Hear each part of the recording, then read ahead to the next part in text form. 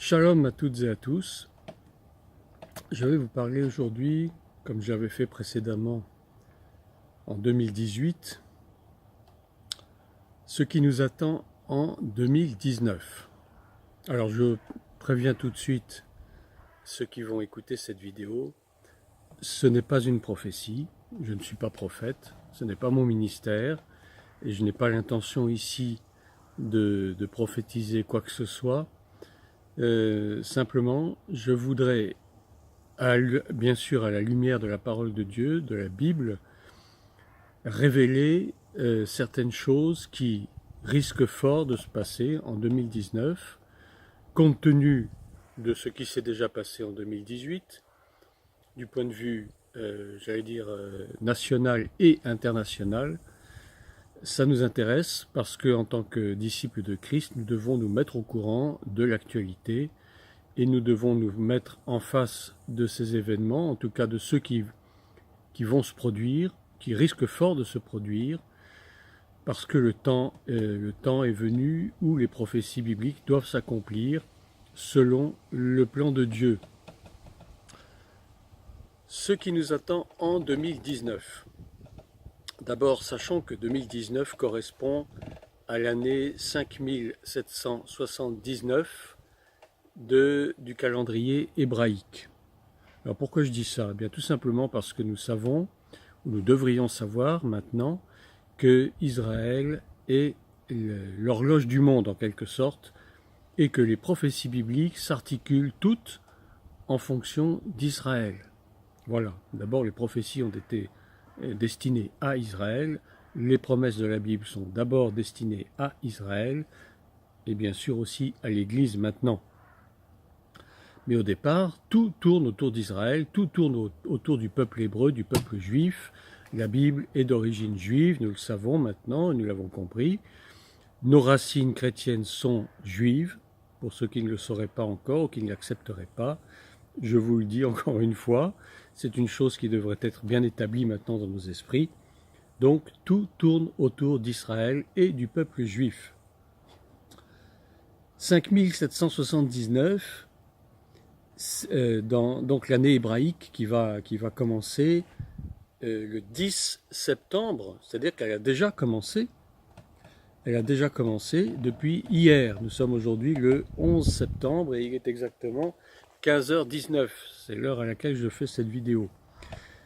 Donc, l'année 5779 a commencé hier, le 10 septembre au soir, et elle se terminera le 29 septembre 2019. Voilà. Et cette année comptera exactement 385 jours.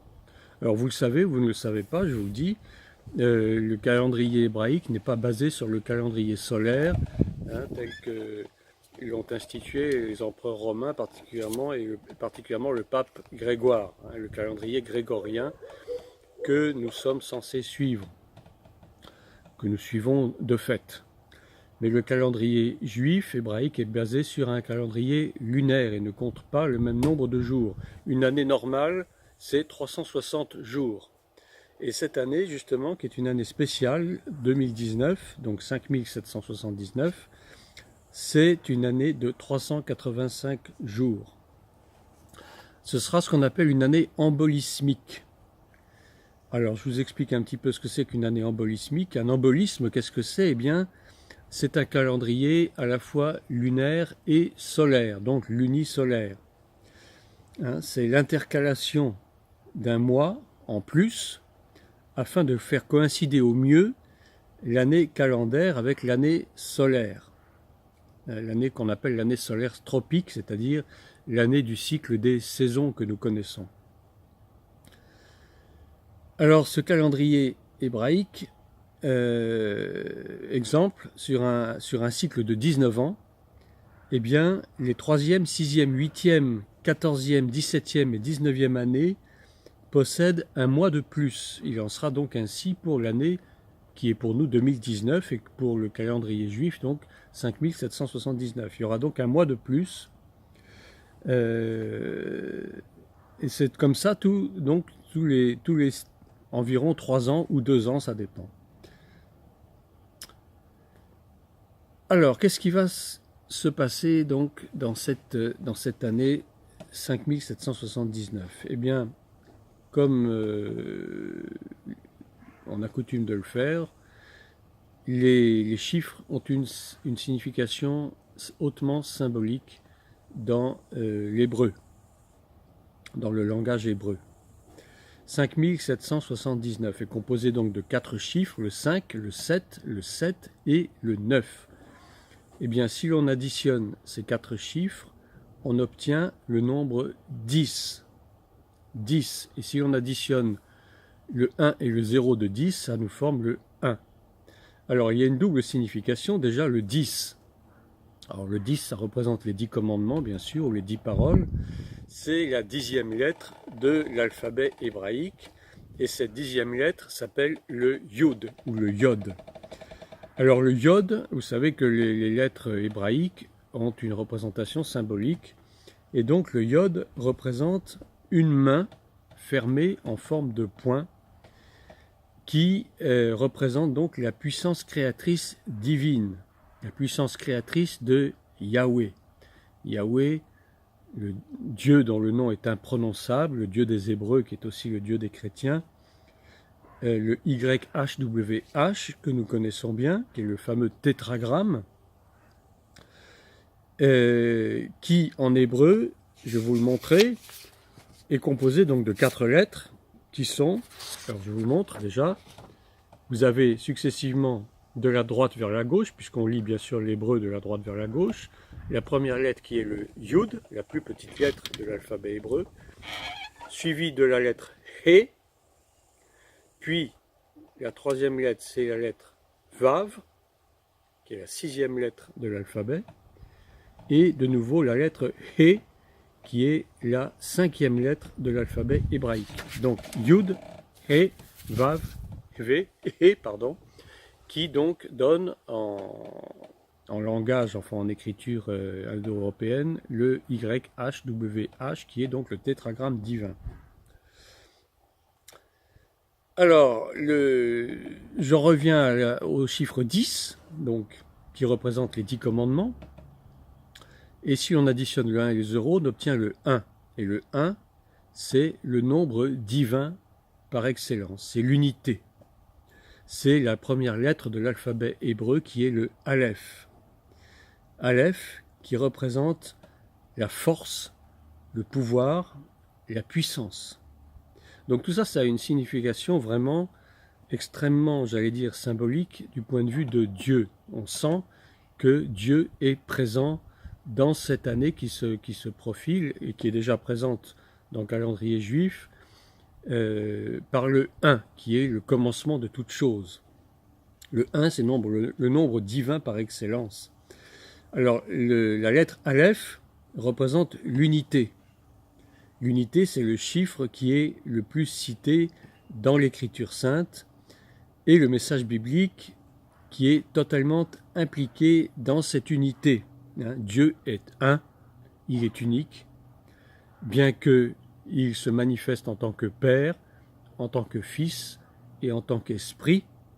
D'aucuns parlent de la Trinité, mais enfin je ne vais pas trop aborder ce sujet-là qui fait souvent polémique. Mais Dieu est un, il est unique, il n'y en a qu'un seul. Donc l'unité, c'est vraiment ce qui appartient à Dieu.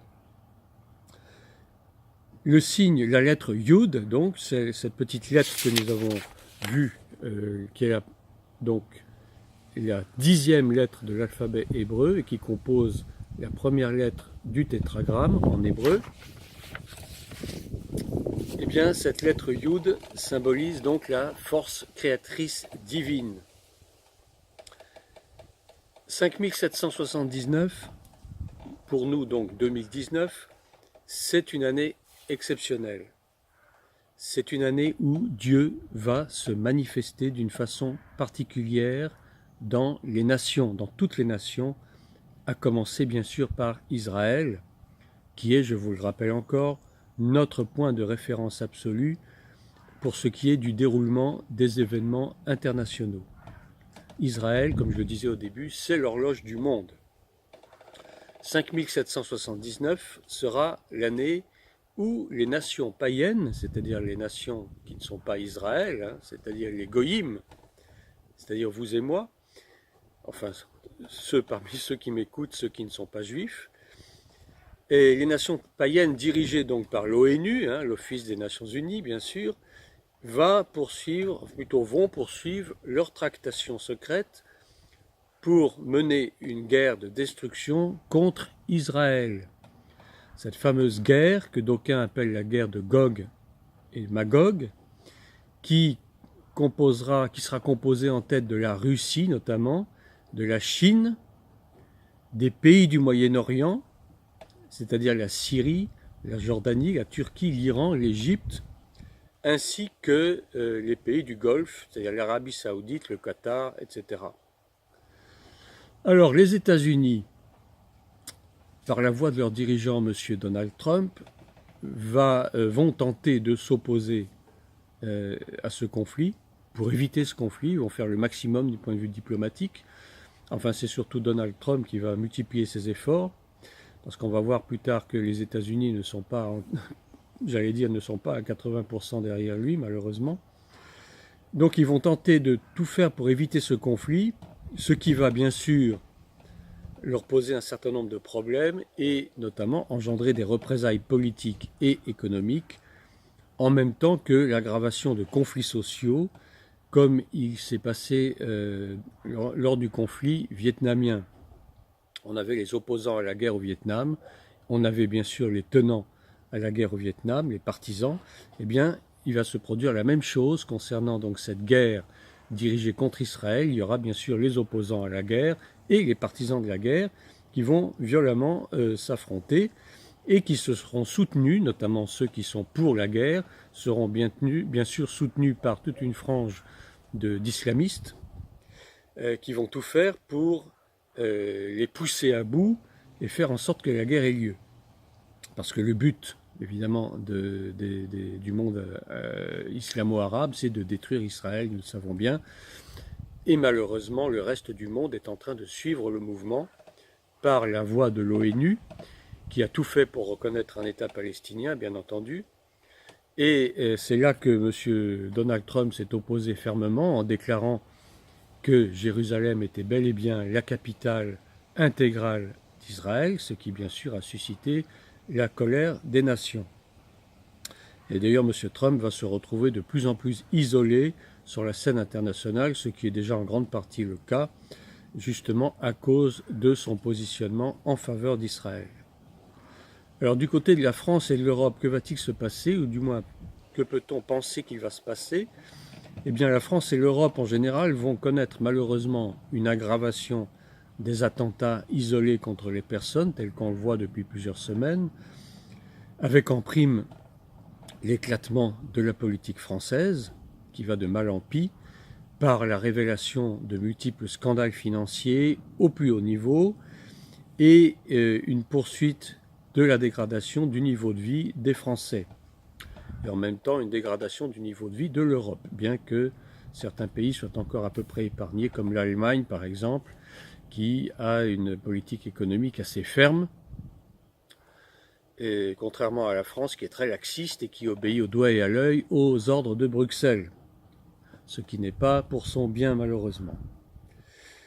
En même temps, nous aurons des conflits sociaux très violents, causés notamment par l'immigration incontrôlable qui continuera de plus belle à déferler sur les pays européens et particulièrement sur la France, la Belgique et l'Allemagne et autres, mais principalement ceux-là, également l'Italie, l'Espagne. Eh bien tout ceci malheureusement est inévitable parce que c'est conforme aux prophéties bibliques. Le monde doit connaître un bouleversement sans précédent et tout ceci aura lieu à cause d'Israël, qui est la cible prioritaire des nations qui s'agitent pour tout faire pour l'anéantir. Très probablement, mais ceci est à prendre avec toutes les précautions d'usage, 2019 pourra voir le début de la reconstruction du troisième temple de Jérusalem, dont la préparation date déjà de plusieurs années, j'allais dire de plusieurs décennies même. Tout est prêt. Il ne manque plus qu'un signe, qui est celui de la rentrée en possession de l'esplanade du temple, qu'on appelle également l'esplanade des mosquées, qui est actuellement sous la garde et la haute protection de l'autorité arabe, le Waqf, et qui est financée d'ailleurs et administrée par la Jordanie. Alors cette esplanade des mosquées, eh bien il faudra qu'Israël s'en rende maître, j'allais dire de gré ou de force. Mais Dieu est souverain et c'est lui seul qui pourra permettre la réalisation de tous ces événements selon son calendrier qui n'est pas le nôtre, bien entendu. Tout ce que je dis ici n'est pas une prophétie, je vous le redis encore, ce n'est pas une prophétie, je ne suis pas prophète, mais c'est seulement une vision de ce que la parole de Dieu nous dit en ce qui concerne les événements mondiaux à venir. Chacun, bien sûr, est libre d'interpréter cela comme il l'entend. Jésus nous dit en Matthieu 16, « Les pharisiens et les sadducéens abordèrent Jésus et pour l'éprouver lui demandèrent de leur faire voir un signe venant du ciel. Jésus leur répondit, « Le soir vous dites, il fera beau car le ciel est rouge, et le matin, il y aura de l'orage aujourd'hui car le ciel est d'un rouge sombre.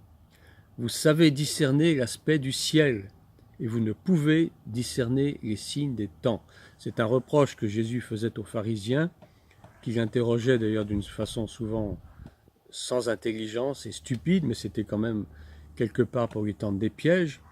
Et Jésus leur reproche de ne pas savoir discerner les signes des temps. Eh bien Dieu, à nous a donné l'intelligence pour comprendre justement les événements à la lumière de sa parole. La Bible est la prophétie par excellence, qui nous révèle les choses cachées. Seuls ceux qui veulent bien s'en donner la peine peuvent comprendre ce qui se passe dans notre siècle, à notre époque. Rien n'est le fruit d'un quelconque hasard, il n'y a pas de hasard chez Dieu. Les chefs des nations, les gouvernements, les politiciens peuvent faire et défaire les choses à leur guise, mais ils se trompent lourdement parce que tout est orchestré de main de maître par le maître du monde, justement, Yahweh, Adonai, Elohim, le maître, le créateur de l'univers. Rien ne lui échappe, tout est déjà programmé depuis l'éternité et la politique n'y changera rien du tout. On aura beau signer des traités de paix, ça n'aboutira jamais.